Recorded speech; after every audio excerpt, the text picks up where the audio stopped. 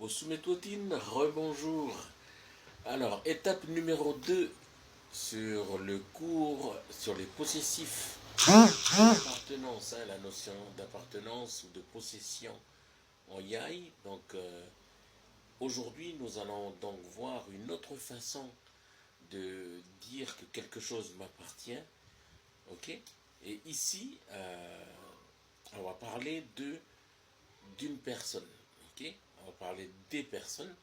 Donc l'appartenance, c'est-à-dire le lien entre le papa et l'enfant, la maman et l'enfant, l'enfant et son oncle, ainsi de suite. Ok.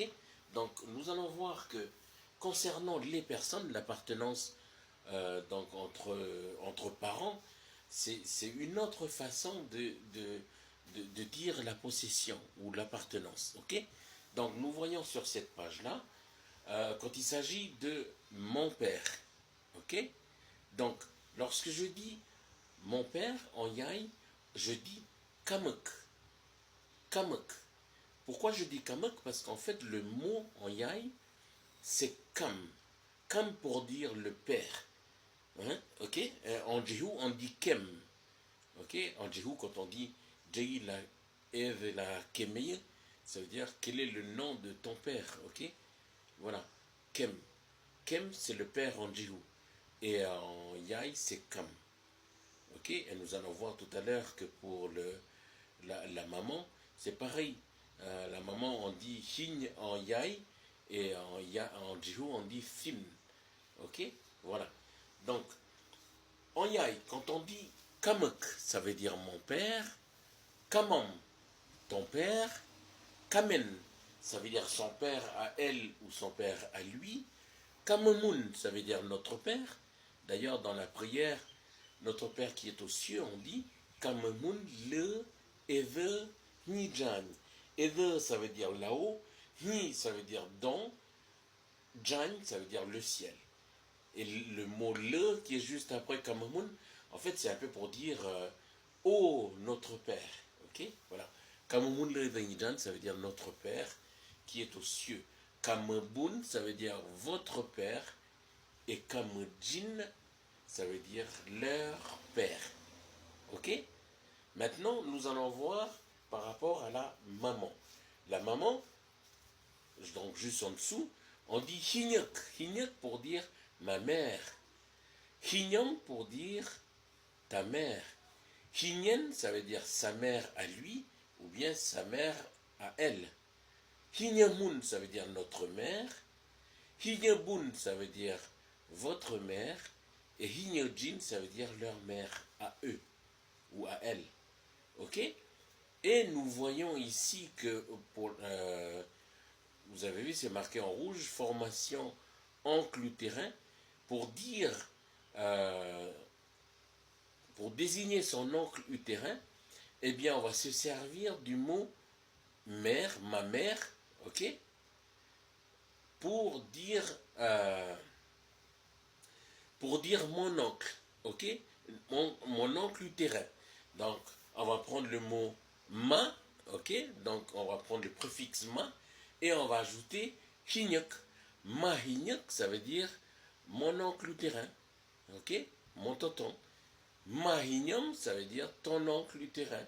Ma hinyen, ça veut dire son oncle utérin à lui ou à elle. Ma hinyemun, ça veut dire notre oncle. Ma hinyebun, votre oncle.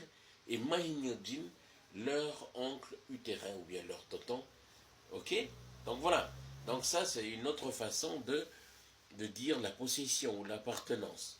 Ensuite, vous avez une autre façon de le faire encore. Et avec le mot na. Na, ça veut dire le lieu. Ok. Ou bien nen. Nen, ça veut dire le fruit ou la base.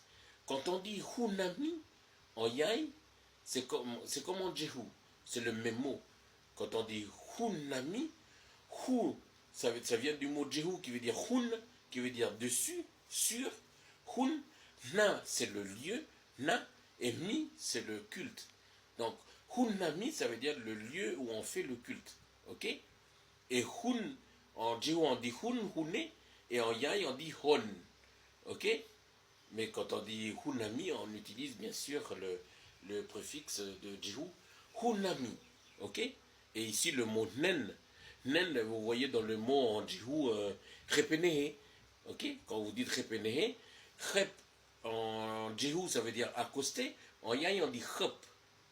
Ensuite vous avez le mot nen qui veut dire l'endroit où là où la chose se passe, ou bien la cause de ce qui va se passer. Nen, ok? La base, ou bien, ou comment on dit, là où la chose commence, ok? Voilà. Donc, c'est-à-dire le fruit, ok? Pour parler de fruit.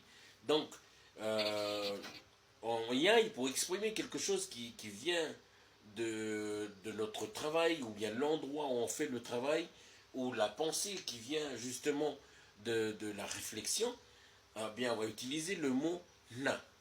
Et na, ou bien nen, ils vont se traduire d'une autre façon quand on va l'écrire.